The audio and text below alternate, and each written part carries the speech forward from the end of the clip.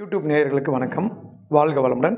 இன்றைக்கி உள்படிக்கட்டு அமைப்பில் நம்ம பார்க்கக்கூடிய திசை வந்து தெற்கு பார்த்த வீடு. தெற்கு பார்த்த வீட்டில் உள்படிக்கட்டு அமைப்பு எப்படி வர வேண்டும், எந்த இடத்துல போட்டால் நல்லாயிருக்கும் அப்படிங்கிற விஷயம் இன்றைக்கி தெரிஞ்சுக்க போகிறோம். உள்படிக்கட்டு அமைப்பு அப்படிங்கிறப்போ தெற்கு அக்னி மூலையில் நம்ம மெயின் டோர் வைப்போங்க. பின்பக்கம் வடக்கில் கதவு வந்துடும்.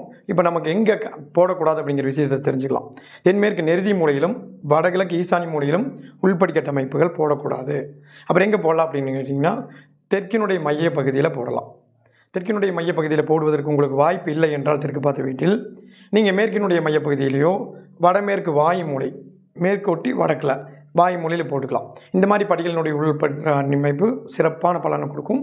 அதில் ஏறுகின்ற திசை ரொம்ப ரொம்ப முக்கியம். முதல் படிக்கட்டு ஏறுவது மேற்கு பார்த்தா தெற்கு பார்த்தா ஏறு மாதிரி அமைக்க வேண்டும். அப்புறம் வந்துங்க சுற்றி 3 சுற்றுவெல்லாம் டபுளாக மடித்து போடலாம். அப்புறம் எஸ்எஸ்எல் டிசைன் படிக்கட்டில் அமைக்கலாம். ஆனால் ஏறுகின்ற திசைகளை பொறுத்த வரைக்கும் மேற்கு பார்த்தும் தெற்கு பார்த்தும் அமைச்சிக்கிறது ரொம்ப ரொம்ப ரொம்ப முக்கியம். இதில் வந்து வலச்சுத்து இடச்சுத்து clockwise anticlockwise அப்படிங்கிறதெல்லாம் நீங்கள் பயந்துக்க வேண்டியதில்லை.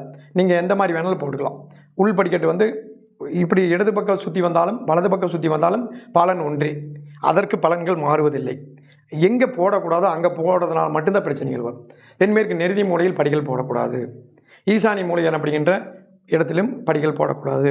உள்குள்ளே போடப்படி மித்தபடிக்கு இந்த இடத்துல போடுகின்ற பொழுது மிகப்பெரிய வெற்றியை கொடுக்கும். தெற்கு பார்த்த வீட்டிலும் உள்படிக்கட்டு அமைப்புகளுக்கு மிகப்பெரிய அற்புதமான விஷயங்கள் நடக்கும். நம்ம சொல்கிற மாதிரி அந்த திசைகள் ஏறுகின்ற திசைகளும் இதையும் கட் பண்ணி போட்டிங்கன்னா போதுமானது. ரொம்ப ரொம்ப சிறப்பு கொடுக்கும். நன்றி. வாழ்க வளமுடன்.